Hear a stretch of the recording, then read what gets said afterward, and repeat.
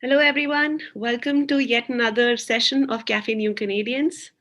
Café New Canadians is brought to you by New Canadians, which is a TV show and a web series as well.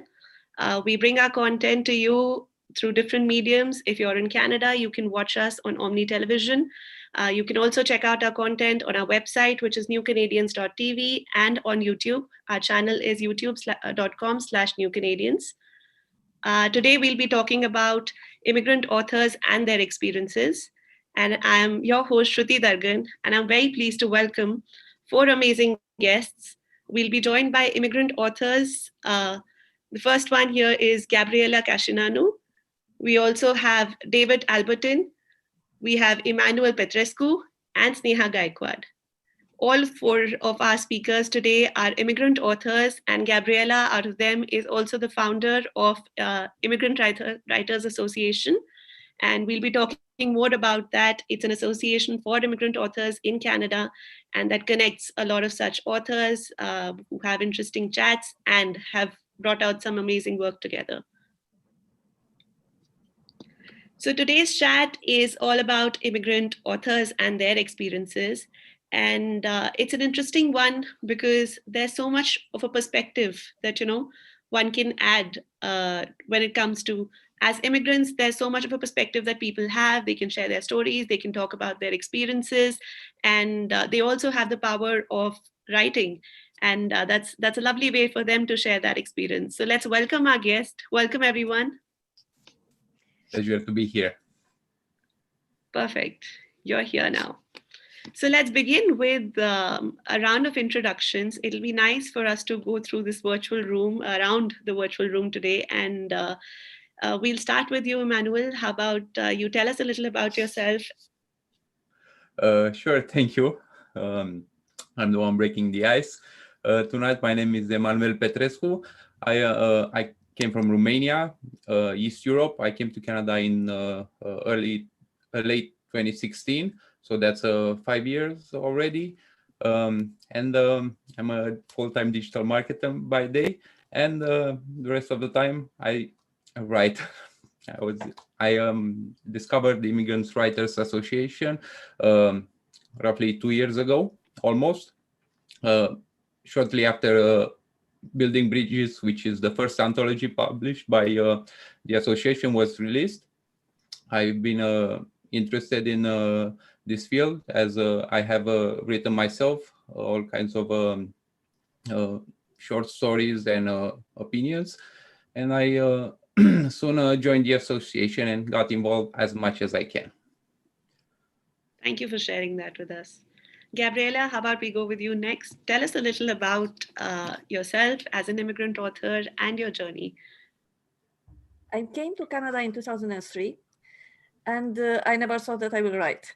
It was not my intention. I didn't write before, so I was a professional. I came with an engineering background, and I changed career here. I wanted to change career. That was one of my objectives when I came here. And I changed from engineering to coaching 3 years after. And in 2016, I went through a burnout, which didn't allow me to speak for 4 months. And during that time, I started getting worried. Why do I do the rest of my life if I can't talk anymore? And the next thought was to write a book. And it's this book, not only I wrote it and it became an international bestseller in 7 countries, but also it gave me the idea to start the Immigrant Writers Association. And it helped me fall in love with writing. So I have several books since. And it was an interesting journey because I realized that we immigrants, we have a lot of things to share, not only based on our culture and experience, but we have different opinions, different ideas, stories, fiction. There are a lot of immigrants who write fiction as well. So why not giving them a platform? And we can leverage each other networks so we can move forward together. This is my journey so far. Thank you for sharing that. We'll come back to more specific questions about your journey a little later. Let's move on to David. Please tell us a little about yourself. Sure. Hello, everyone. Thanks for joining. Appreciate it. I'm David Albertin, and I'm from South Africa originally. I immigrated as a child. I've been in Canada a while now, but still an immigrant. I came, my family, we came in 1993 when I was a child to Canada and based in Toronto.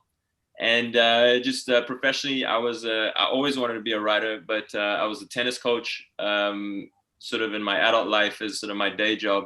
And then I finally got my first book. I'll just show it quickly. Undercard was that came out in 2019. And so now it's been exciting being a published author. And then I was excited to join Immigrant Writers Association, be a part of the recent anthology. It's been a lot of fun as well. Thanks for sharing that. Sneha, what about you? Me, okay.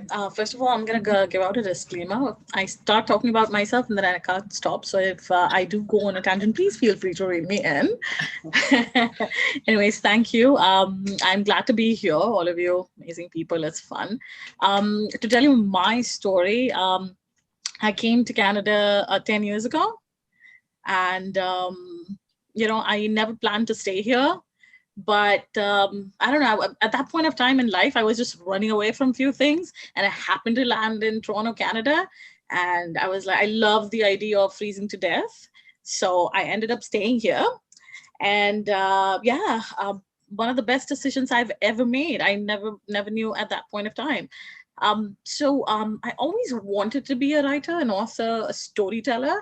I always say I'm an inspiring storyteller, but when you come to a new country, like everything is so new.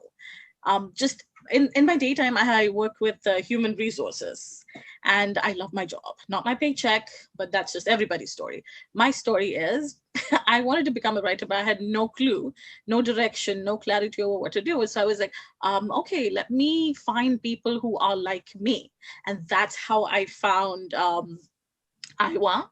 And I was very glad that I found Iowa, because that helped me bring out the writer that already was there, and the support that Gabriella and everyone just gave. It just brought out the writer in me, and that's why I'm a first-time author with this anthology that we made together, and I've just gotten started. Thanks for that introduction. I think with what all of you have shared, and this is something that I'd like to share here as well, all four of our guest speakers are also co-authors of the latest anthology, which is the second anthology as part that Iowa has come up with, which is Immigrant Writers Association. The book is called Grow Together, and we will be talking about that as well. But it's also an interesting panel today because, I think the attendees today will be able to relate to you all so much.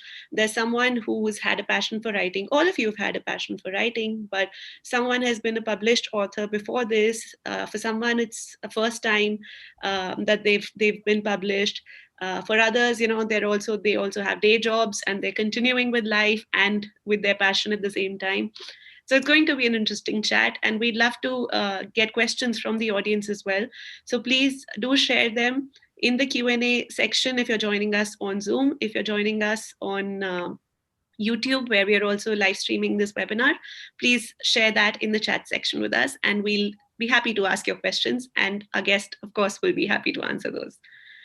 So let's also hear a little now about, what is it like to be an author? And what are the differences when it comes to being an immigrant author? What comes with it? What differentiates the two? Gabriella, let's hear it from you first. You caught me by surprise. Can you please repeat the question? Because sure, definitely. Definitely. I apologize. So my question is that, it's one thing to be a writer, an author, and then there's also some differences, or are there any, when it comes to being an immigrant author? Are there any responsibilities that come with it, or, is there a challenge there? What's your opinion? Well, there are many challenges, but I think there are many opportunities as well. So one of the challenges, not all the immigrants have English as a first language. So if you want to be known as an author in Canada, in North America, for example, you have to write in English or translate in English. Writing in English, it's one of the challenges. If you want to translate from your language in English, it's a totally different challenge, because it's kind of writing twice. the context, the sentences, everything changes. So there are more challenges when you don't have English as second language. But even if you are fluent in English and you're totally okay writing, you don't know, as an immigrant, when you come here, you don't know the literary landscape. What do you do? Where do you go if you want to publish in magazines, publishing a book? So there is a lot to learn. And you can add to that the new immigrant, or even as an immigrant with several years in Canada, you need to continue to network to increase your network of the number of people you know, because you don't know when you stumble upon someone who can share some information with you or put you in contact with someone. Or so increasing your network is something that you have to do in order to survive and thrive in Canada. And we have to learn that. Most of us were not used to it before coming here. Another challenge for an immigrant writer is that you come here and you need to find something to put food on the table. So your focus might not be first to start writing and publishing, because this takes time. So you kind of juggle in parallel with several priorities, and that puts a toll on you, on your health, on your energy. And so you have to learn how to deal with these different challenges. The opportunities, I think, is, from what I noticed since Immigrant Writers Association published the anthologies, Canadians, people who are here for a while, born here, or Canadian immigrants who are here for many years, they are interested in literature that is coming from immigrants, because we bring different perspectives, we bring different stories. Multiculturalism in Canada, it's everywhere. So they are interested in getting to know us better. So it's an opportunity for us to get out, to put out there more of what we want to write, our perspectives, our stories, our point of view about what's going on here. Because if you don't speak up, it's a wall between us and the rest of the world. And they might assume something that is not true. So we have to push ourselves into writing and publishing and sharing what we have to share. So you touched upon both the challenges and the importance of it. Emmanuel, which one would you want to talk about? Do you think there's more of a challenge that you'd like to talk about, or the importance of actually being an immigrant author and what one can contribute, the voice? I'm the kind of guy who sees the half full of the glass, so I always see an opportunity. Fortunately, for me at least, I found a channel that allowed me to express myself and communicate my feelings and thoughts. That's IVA. I believe there's opportunity in communicating your message, and also who you are and the experience and the knowledge that you previously accumulated before arriving in a foreign country. In our cases, Canada. Overall, it's a good exercise that I'll encourage anyone to do. And to Niha's point, it's everyone's a writer. Everyone has it in them. And as I said, being an immigrant sets you apart. You can easily connect with people similar to you as in the immigrant status. So I see the opportunity. I'll tweak the question slightly as we move on to our other participants, which is, David, I'd like to know from you, what responsibility does one feel, or is there a concern about what story to share? Because in your case, you mentioned that you've been around here, you've moved, but then you've been here, but then you're still seen as an immigrant, which is true. So there's a little bit of, I don't know if identity crisis would be the right word to use here, but with that in mind, how do you go about choosing what one should be writing about, or expressing yourself as which side do you choose? Oh, that's a great question. Yeah, identity crisis is a good good summation of it. I think firstly, I think a writer can write. You know what I mean? If they want to delve into that, they should. But I don't think a writer who's an immigrant has to. By nature, has to go into that aspect of it. But I think definitely there's a lot there. As you say, there's a lot about your identity. I think that I imagine all or close to all immigrants must go through of this feeling of being between worlds. And I think it's difficult to go through, but it's actually good for your writing. I mean, that's really what makes interesting writing, interesting characters. And I think automatically being an immigrant, you're constantly studying the new surroundings, comparing the new society to the old society, things like that. And all these sort of observational skills that I think kind of are inherent to immigrants are valuable skills in writing. So I think, so I think to Gabriella's point that I think in terms of the networking and maybe breaking into the industry, there's a lot of challenges. In terms of your actual writing, your craft, and the work you can produce, there's a lot there, fodder to draw from. So it's an interesting thing, yeah.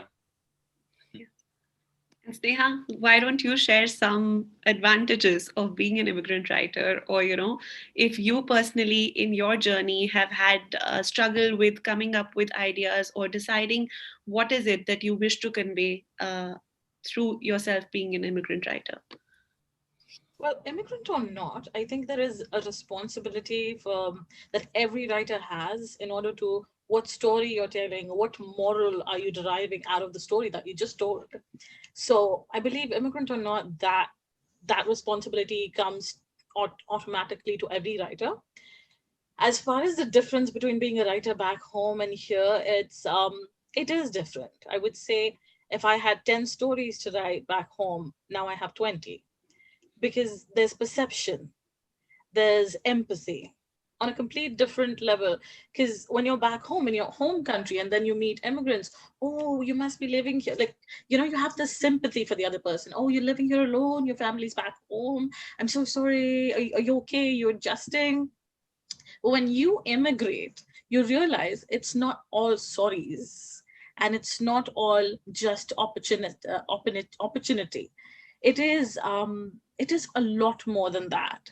So perception just adds more stories to your lines. And that's what I would say is being an immigrant writer is always a responsibility and there are always more story to tell.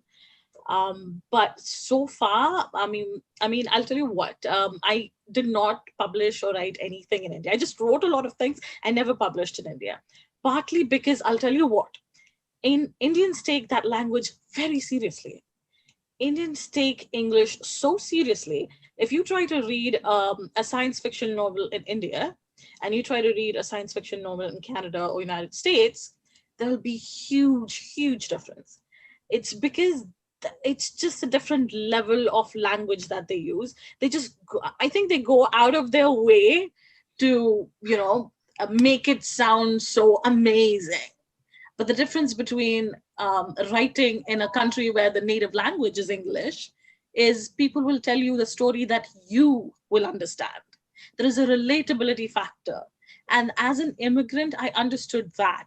It's like my language doesn't have to be awesome, amazing, brilliant. I have to be relatable as a writer. I have to, write a story somebody will understand, will love to listen.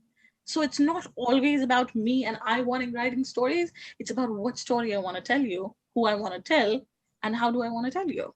So I believe that's a responsibility every writer has. And then as an immigrant writer, I felt that was a huge difference between me coming from India and writing in Canada and publishing my stories in Canada. Now, that's a good point you raised there. And one to think about, actually, yeah. There's a question that I see in the Q&A tab here, and I'll open it to all four of you, whoever would like to add to this. It's a question from Sri Satya. She's there actually sharing, as an immigrant author, do you feel like you've lost the right to talk about your home country? So we discussed about, feeling the pressure to talk about the immigration experience, but what about talking about your home country? Do you feel that connect there? Who would like to attempt this? I can start. Oh, go ahead, David. Go ahead. I think we'll hear from David first and I'll come back to you, Gabriella.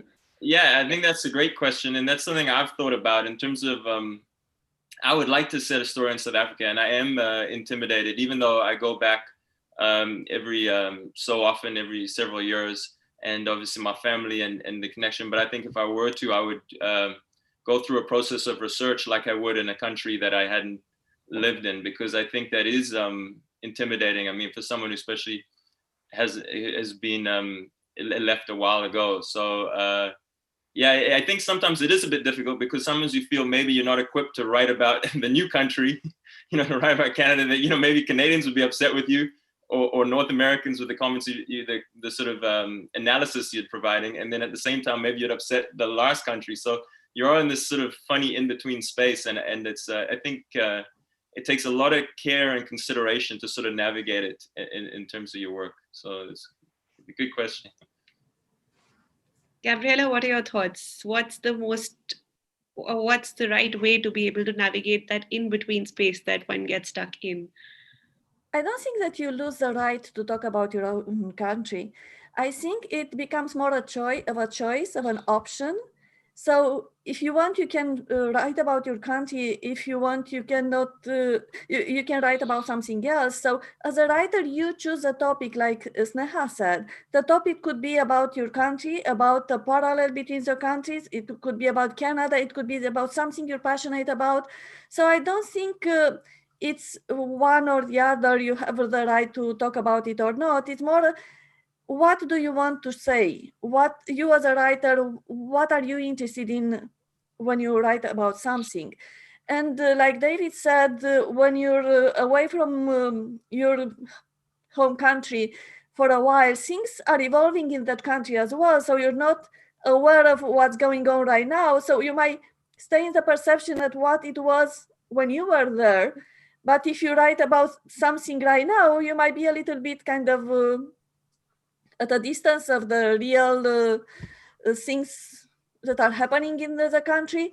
So it's up to you if you want to write about politics, for example. Of course, you might go into that, but if you want to write, like I want to write topics that helps everyone. So I'm not interested necessarily to relate to my country of origin or Canada. I'm interested in a specific topic that could help specific people. So I write nonfiction, so that's it might be different for fiction writers, but that's my perception of it. You don't lose the right; it's just it becomes an option. Actually, I'd like to add something. I don't think I don't think you lose the right to talk about your own country. You might lose audience. Your writings will probably appeal to a different audience. And if somebody doesn't want to listen to your opinions, they don't have to.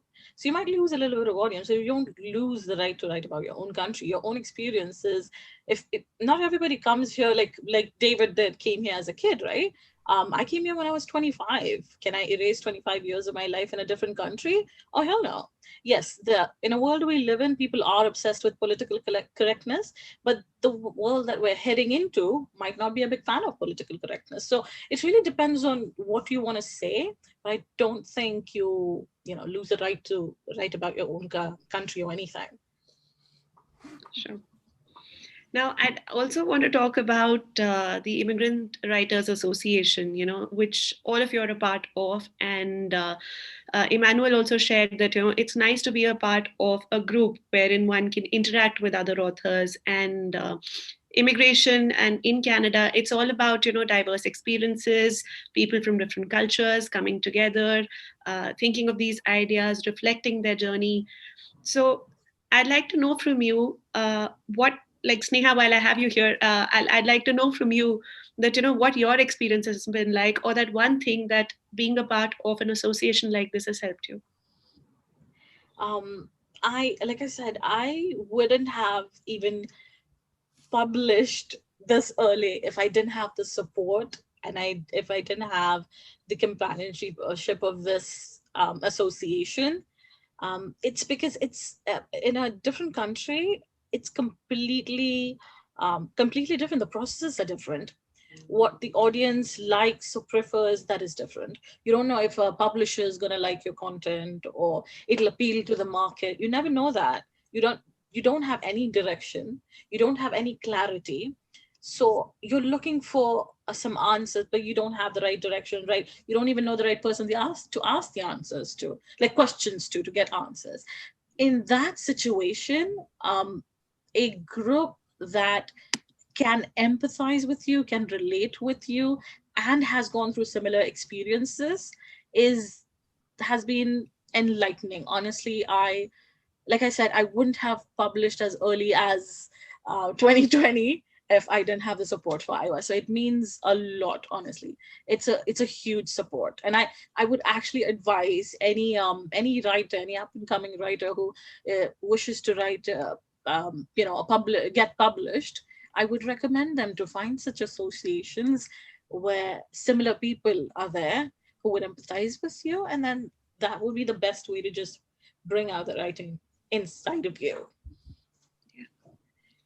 David, from you, I'd like to know that you had your first book out before this anthology came out. So, how did it help you, or what is that one advantage? I'm sure there are more, but for us, if you could share that topmost one that you felt by being a part of this association, or Sure.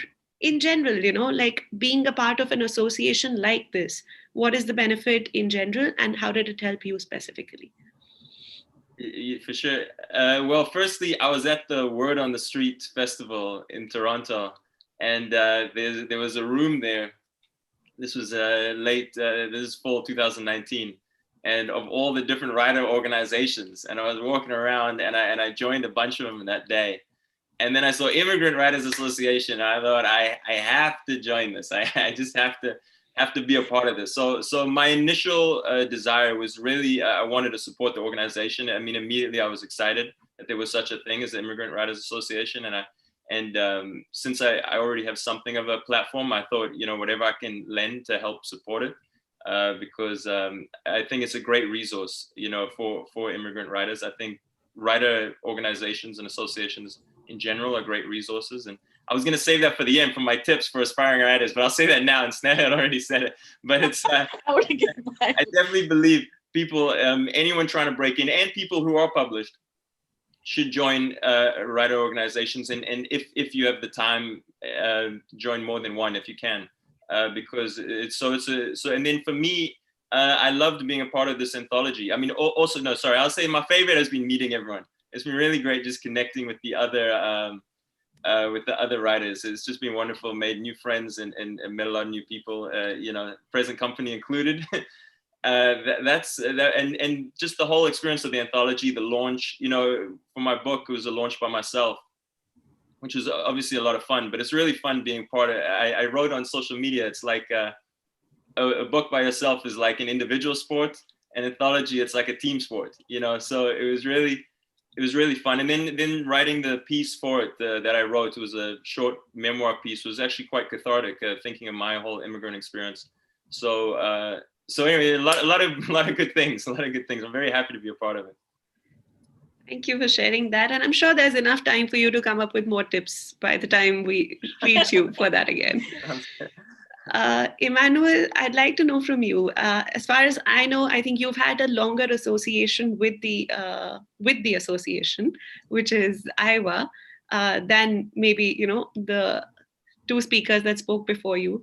So why don't you share what kind of a benefit have you had by being a part of it, or what has your contribution been?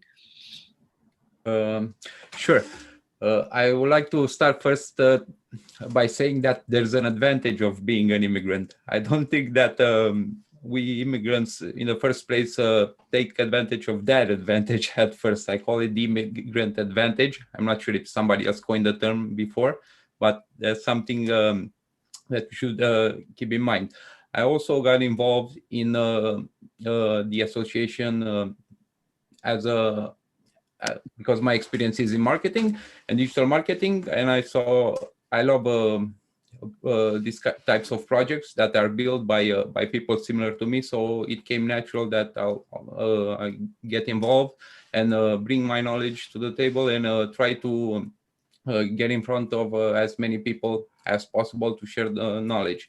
Also, I believe the idea of the second anthology is its name is Grow Together. So basically, I see the association like a seed that was planted, and obviously it's not going to happen overnight, but in time, everybody will grow inside. Now, you shared the name of the second one, and Gabriela, here's a question for you. The first anthology was called Building Bridges. The second is Grow Together. It's also almost like a reflection of what the purpose of maybe the association has been, right?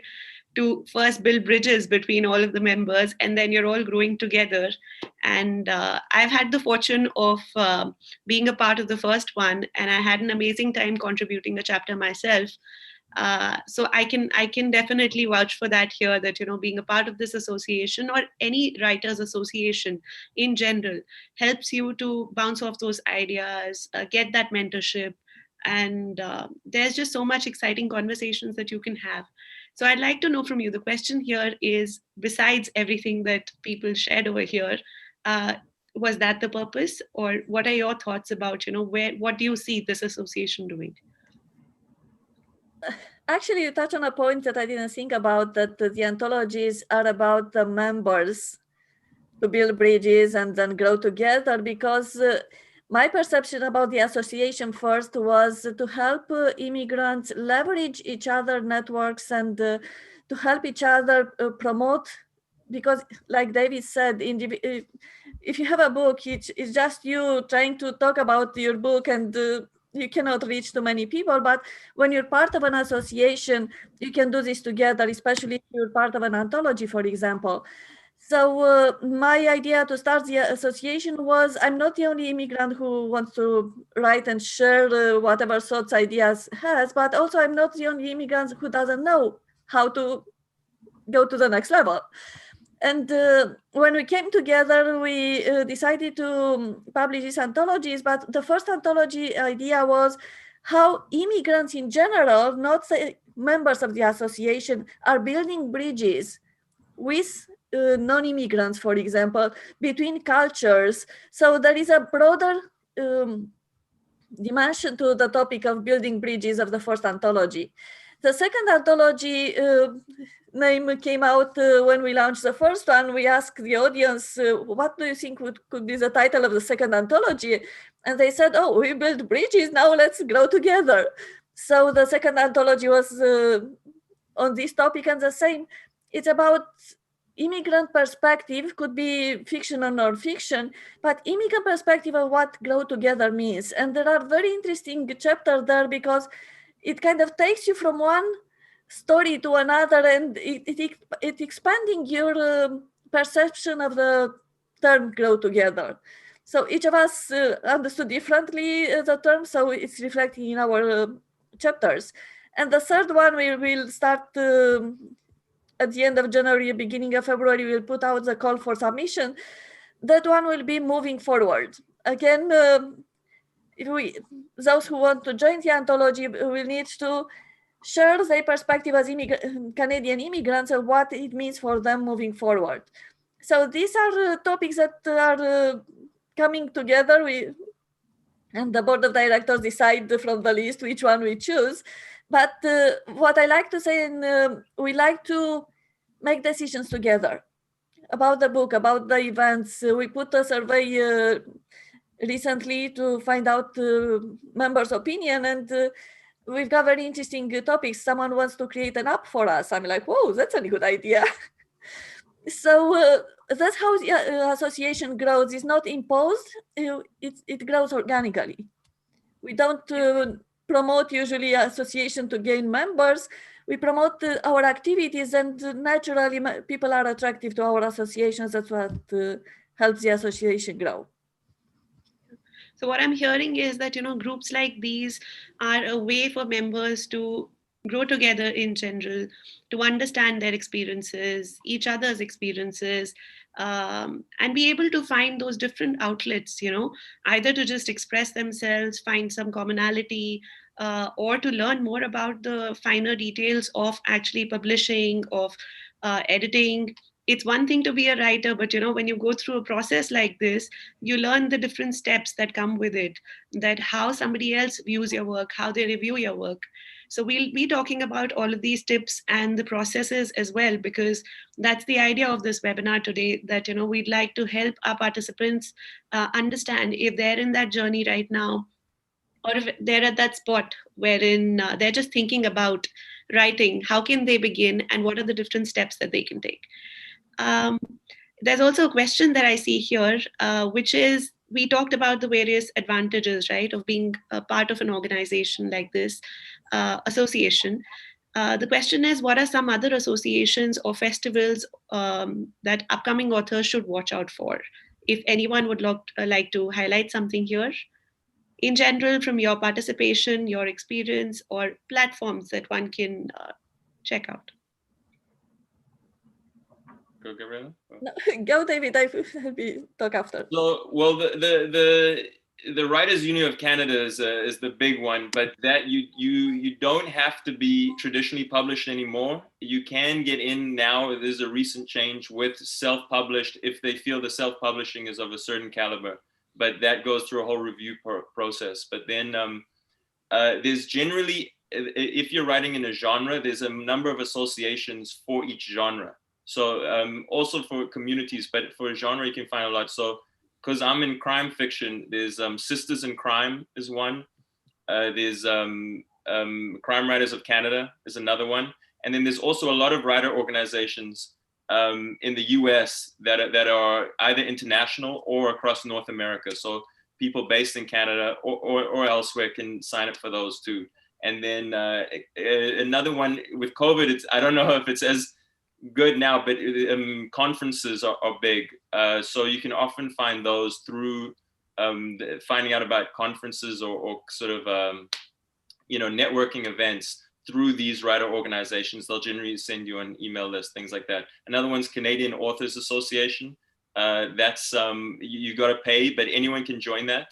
That's got an annual fee, but that also has a lot of resources, I believe. Mm-hmm.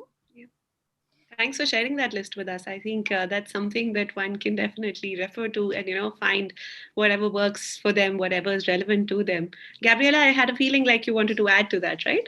Yes, and I like what David said. It really depends on what do you write and what do you want to do? Do you want to publish in magazines? Do you want to publish online, self-published, published traditionally, your genre? So there are so many different elements to it. So what I would encourage you to do, to connect with people who are writing already the type of books or essays, stories that you are writing, or poetry, because they already connected with their niche, so they know much more about that specific niche.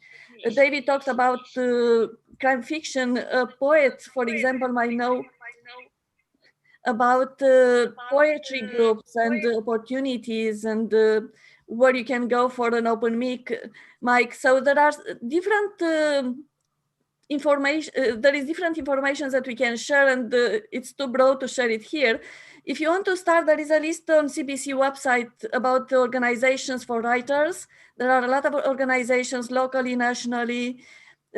You can go internationally as well, because I don't think you want to limit yourself only to Canada. If you just want to write for a certain audience, and you can find the audience everywhere.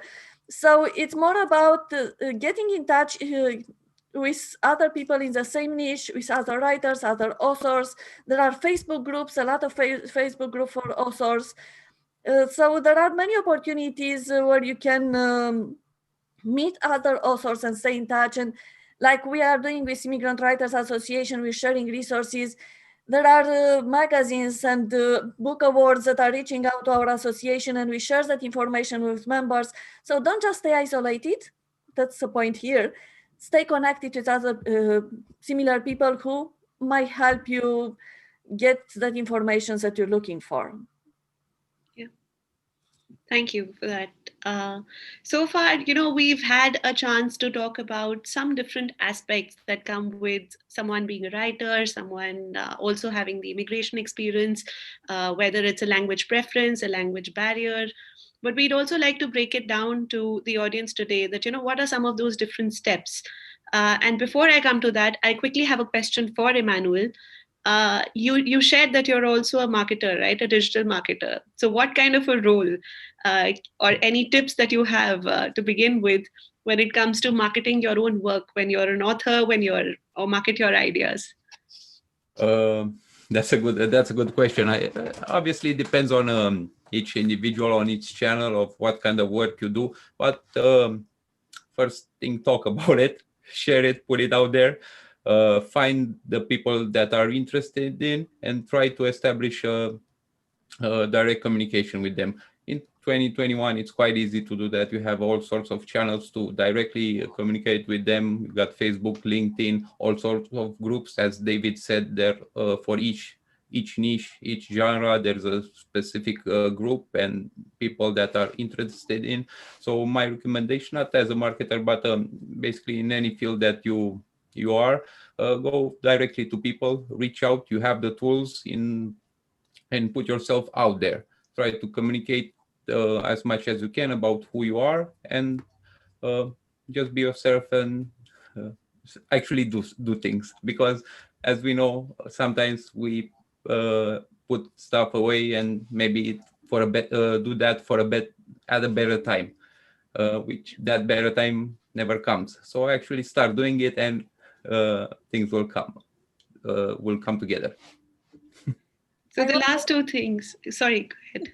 Sneha, you wanted to say something? Oh no, Gabriella, you wanted to say something. Please go ahead. Yeah, thank you. So to add to what Manuel said, it's also about start building your email list. It's very important because at the beginning, people don't know that you're writing. And when you start putting out there, maybe you put one article here, there, you ask people to join your list. So when you start building your list, when you're ready to publish, you already have a group of people who will know about you, and you can send the information. Hey, my book is out, and if you like to check it out. That's what I did. I start promoting the fact that I'm writing a book before I even publish the book. So people follow my journey, and people love to follow unfolding stories. And when I published it, I start talking about the book. Hey, it's at this rank and higher and higher. So they got curious and interested, and some people helped me to promote the book. So don't wait until you publish to let people know that you're writing, because you're a writer anyway, even if you publish or not.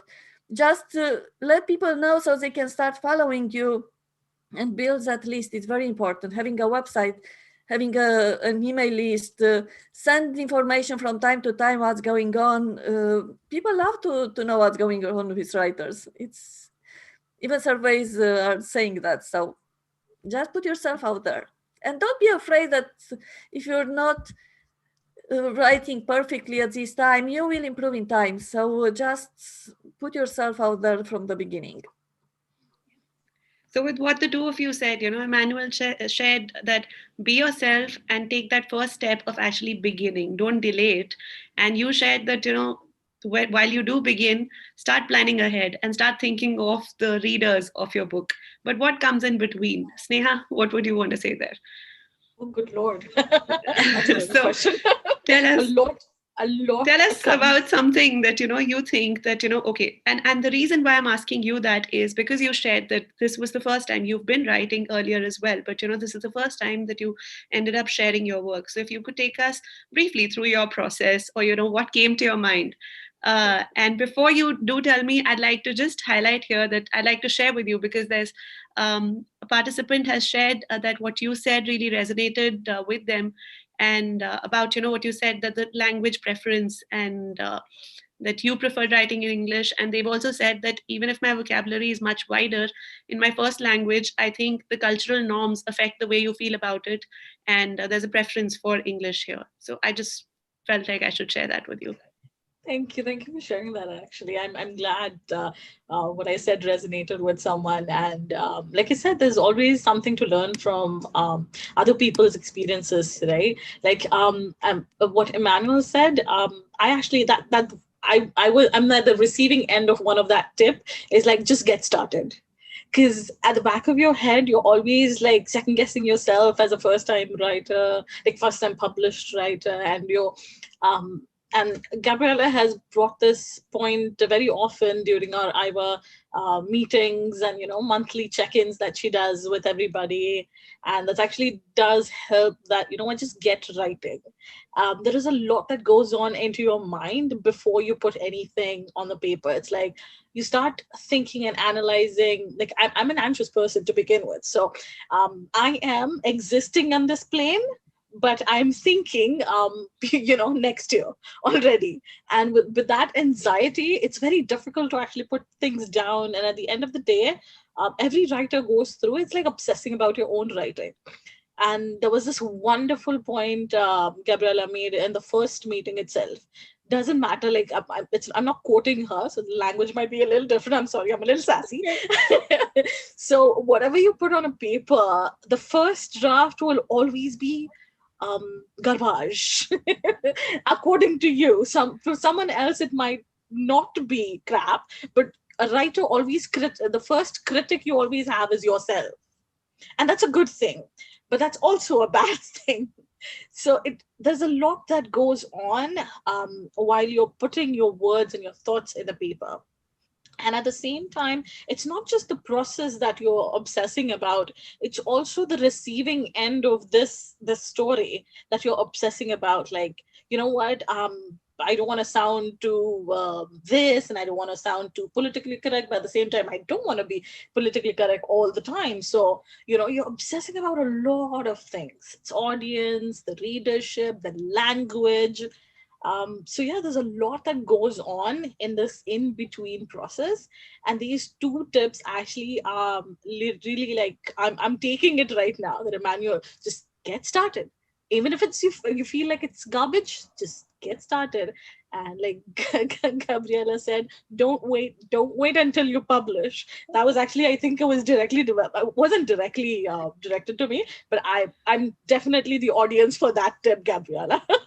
Don't wait until you get published. Start your emailing list. So yeah, it's always good to learn from other people's experiences, and that's one of the positive things of being a part of a group as well. There's a diverse skill set that comes. There's also a diverse experience that comes through.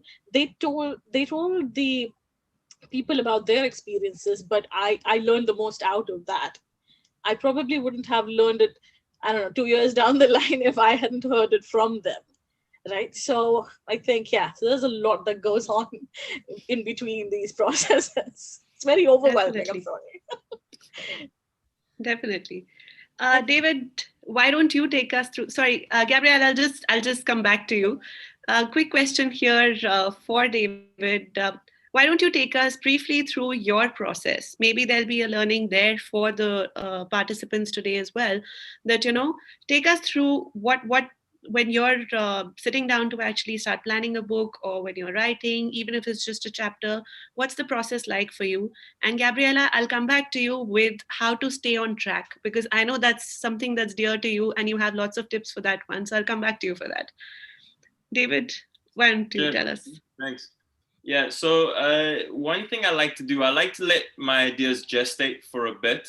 I like to have sort of amass quite a lot of ideas. Just think about it for a while. Generally, my stories kind of start with generally a character I'm interested in, or a theme, or a issue or subject, that I'm kind of interested on, and then I just keep thinking about it. And generally, I'm already working on another project. So it's while you're working on another project, often, the editing phase goes on for a long time, where very little changes in terms of the content of your work. And in that time, I find, because you're just working on the writing, really, I'm thinking about the next story. So it's quite a long process of just thinking about it, taking notes of what I'd like. And I often also will tell people. I know some writers, they don't like to tell people anything. They don't like to tell people their ideas, nothing.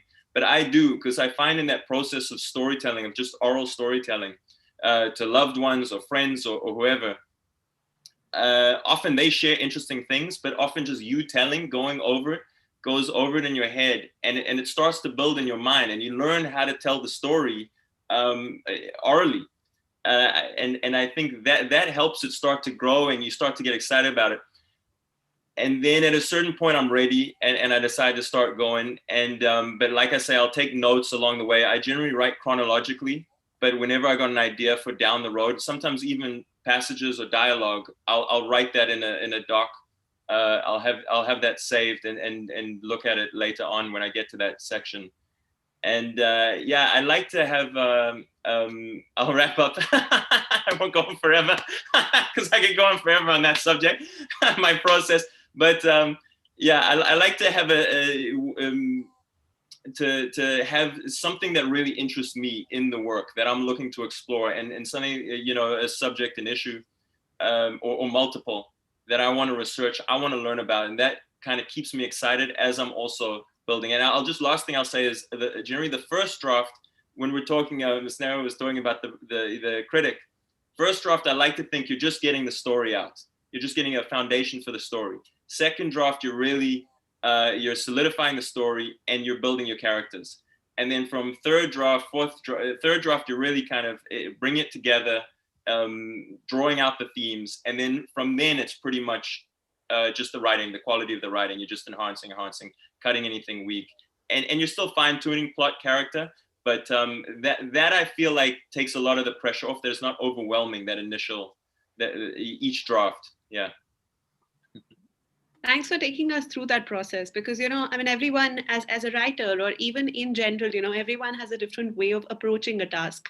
And some of us get stuck at the very first stage. For instance, like I know as a writer in general, when I get stuck on the introduction itself, if my introduction isn't perfect, I will keep at it for days, hours, and then keep coming back to it. But it's difficult for me to move on.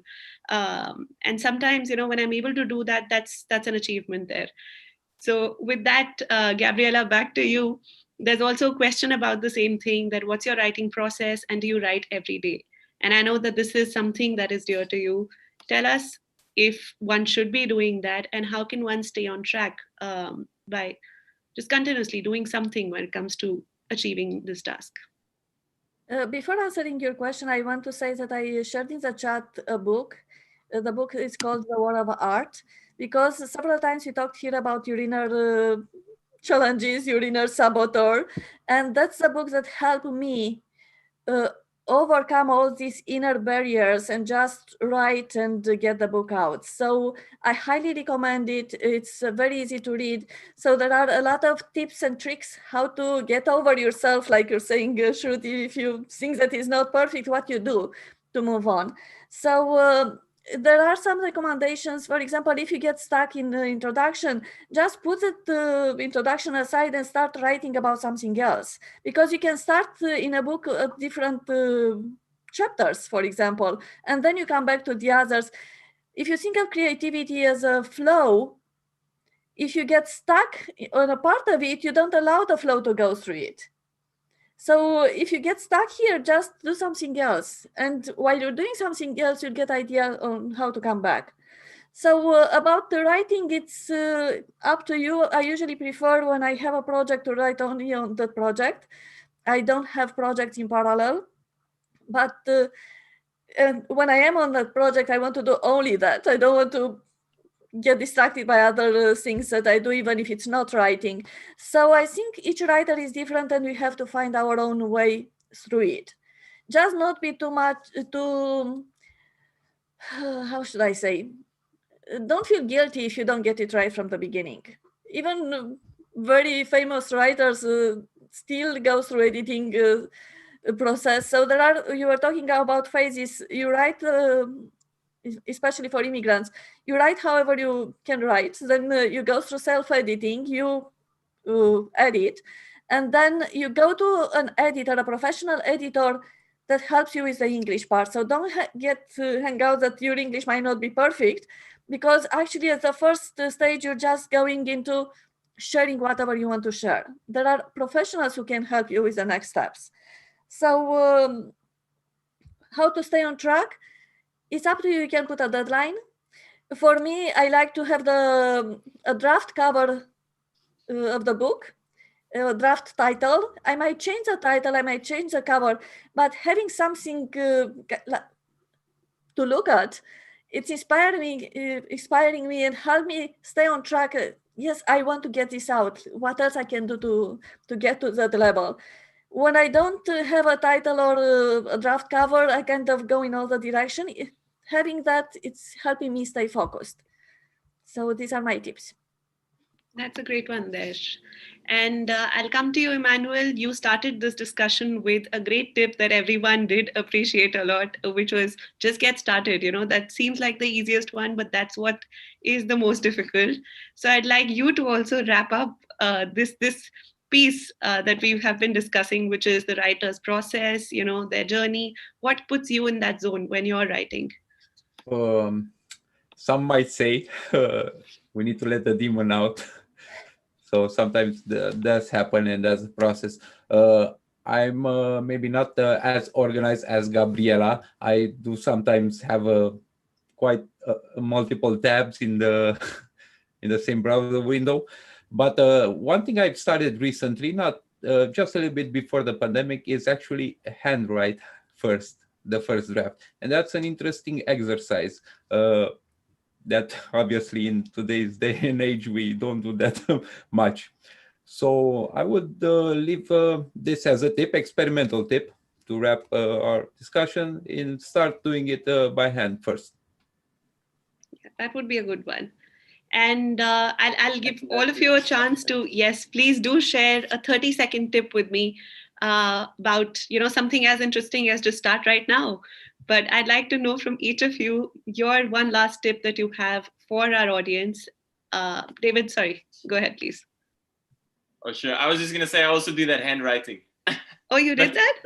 Yeah, I also do that. I do that, yeah, very much. But the tip I'll say is try and write the same time of day when you're writing, at least for one of your writing sessions. You might write multiple sessions in a day. And for me, I find the best is first thing in the morning. I like when I'm in a writing phase, I don't always write, get up early and same time of day, get in, 45 minutes to an hour, or if I can go longer. And I think that just makes it a lot easier to get into the writing when it becomes habitual. So I think that's a good thing. Thank you. Sneha, what about you? I would say find a ritual. Like it could be just like a routine, just like David said, right on the same time of the day. I would say find a ritual, find something that would get you started, that would also remind you, and then over the time it will help you become, like, make it a habit. It'll eventually become your muscle memory that, this is my ritual and I'm going to sit here and write. So it doesn't matter. Like for me, it would be like, you could write time of the day, or you could, I would have my cup of coffee or my favorite drink at that time while I'm writing. You could just find a ritual and then stick to it. And eventually it'll become like a muscle memory, like a habit, and you'll start craving it after a while. So find a ritual. That's the best thing. That's a good one too. And Gabriela, I'll let you conclude with that one last tip that you have. Yeah, my tip is we are all unique. Try to find your own way into it. For example, it took me 10 months to write my first book. And all that time I was tweaking my writing process to get to that ritual that Sneha was talking about. So don't expect to find it at the beginning, and it might be different for you than for other people. For me, what helped me, I was writing at Starbucks, putting some music, calming music, that was a buffer between me and the external world. And that song I was putting on repeat. And it became my ritual, because every time when I want to write, I put on music and I dive into writing right away. So find your own ritual and tweak the process along the way. Find your place, the time of the day, whatever works for you. But keep in mind that it might change in time. Just be open and curious, like the others are saying, and get it out there, because there is someone who wants to read what you write. So don't stay in your own way. Thank you for sharing that. We really hope that all these amazing tips, the insights that our guest speakers have shared today, their own experiences, the challenges that they have faced and overcome to, would have inspired you today to be on that journey, to continue writing or to start writing. And we just hope that you found this session to be really useful in that regard. Thank you once again to all of you, Gabriella, Emmanuel, David, and Sneha, for joining us today for this discussion and sharing your experiences. With this, we've come to the end of the session. We would definitely want for all of you to follow our other sessions that we organize as part of Café New Canadians. We've got interesting ones lined up for you. So do check out that space so that you can know about our next session. On your screens, you'll also be able to see the website link for Immigrant Writers Association. And here's something I'd like to share. For all those people who joined us on Zoom today, we will be randomly picking a winner here. We'll be picking one person, and we'll definitely be sharing the second anthology of Iowa, which is called Grow Together with Them. So we'll be sending that across to one lucky winner here who've joined us on Zoom. And so thank you. And please join us for the next sessions. To stay updated about our next session, please do follow us on social media. We're there on all the platforms. You can also stay updated about our content and receive that information in your inbox through our newsletter.